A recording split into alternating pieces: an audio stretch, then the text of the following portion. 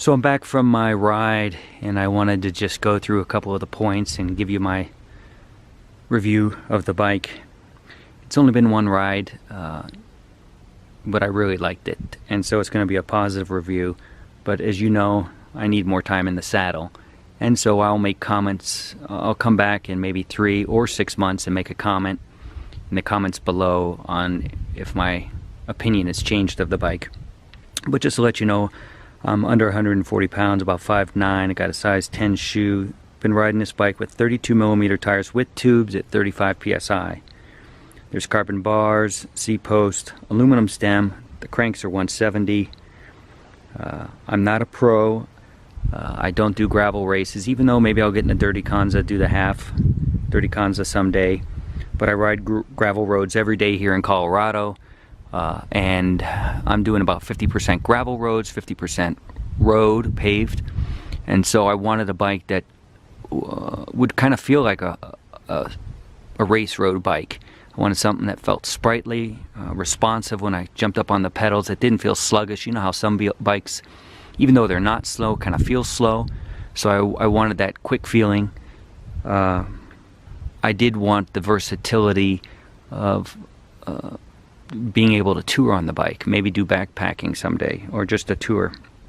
So the things that I noticed on this bike, number one is the frame is extremely rigid, but it soaks up bumps better than my last 2 bikes, which was a 2008 Specialized Roubaix and a 2015 Titanium Lightspeed, which is a T5G. As I was taking a ride in the beginning, was the rigid head tube and fork produced confidence-inspiring ride. What I mean by that is if you're going around a corner and you've got that bike leaned and you hit a big old crack, that Lightspeed used to have a lot of flex, and it was worrisome. It just kind of didn't give you that confidence, or in the headset, that whole area. But this thing just tracks around corners with rough pavement perfectly, so that felt really good. So it's a 27.2mm diameter seat post. It was just enough as to not make it uncomfortable with some of the ruts and the rough bumps in the road. So you did get some good flex, and it made it comfortable. So otherwise I might have got out of the saddle on some of these bumps, but this time I found myself just sitting in there. Number 3, like I mentioned before, is feels sprightly, responsive when putting the power down. So overall, I was looking for a road bike feel on a road that felt quick race bike, but have the endurance fit for long rides. Also, I wanted to get it to soak up vibration from rough roads and small bumps off gravel roads, and this thing does that like a champ. Plus, the icing on the cake for me with this bike, and is what made me pull the trigger on buying it as soon as they offered it, was the rack mounts. This is a great gravel bike. I'm glad Niner made the bike, as in my book it ticks all the right boxes for me. And I consider hitting a home run with this bike. I really do, in my opinion, for what I need. So definitely take a look at this bike if you're in the market. And it's not the cheapest bike, so maybe if you can hit up one of their demos, because I know they got a great demo crew out there. But I just wanted to thank Niner for making this bike, because I'm happy. So if you're interested, come back in about 3 or 6 months and check in the comments section, and I'll do a written kind of review of if everything is status quo or else if something has changed.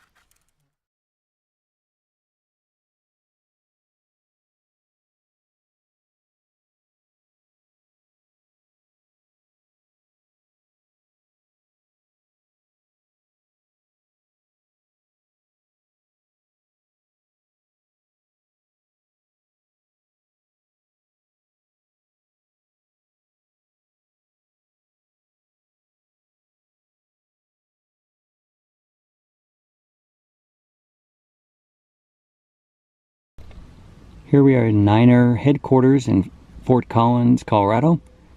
let's go inside and see what they have to say about the paint blemishes or the paint chips coming out of the frame. I'm sure I won't be able to film in there, so I'll tell you what they say.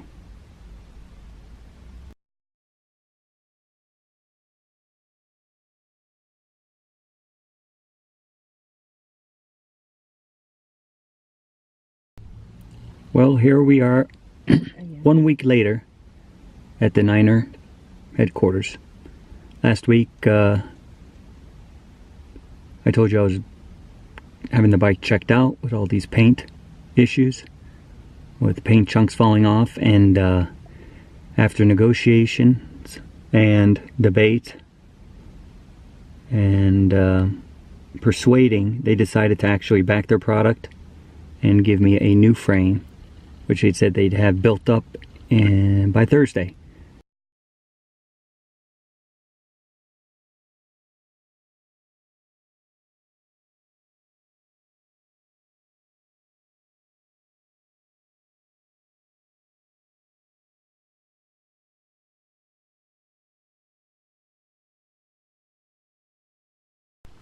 Here's the third frame set, and the same issue near the bottom bracket drop when it kind of gets torqued down. Sorry. You also have the rack mount, which was a little chip and then touched up with a Sharpie, it looks like, which was the same up here. That should be silver, but it was touched up with black, maybe a Sharpie or something like that. This is the third frame set. This is the third frame set. Just wanted to show you a quick picture. This has been a problem area. This maxle is supposed to be tightened down between 9 and 13.5 Newton meters. And we'll just tighten it down to the minimum.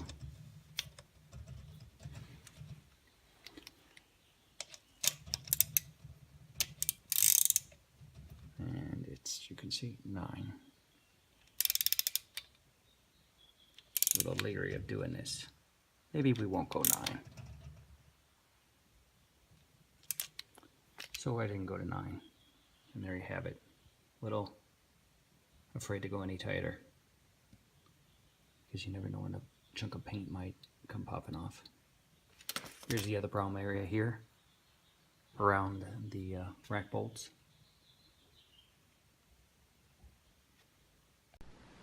So after all the paint issues that I've had and chunks of paint coming off, this is the third frame set.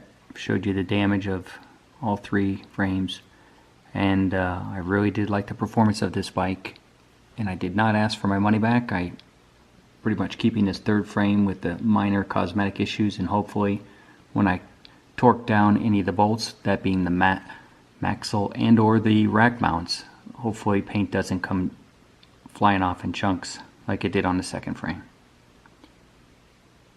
Hopefully hopefully this all helps for everyone, and best of luck whoever purchases this frame.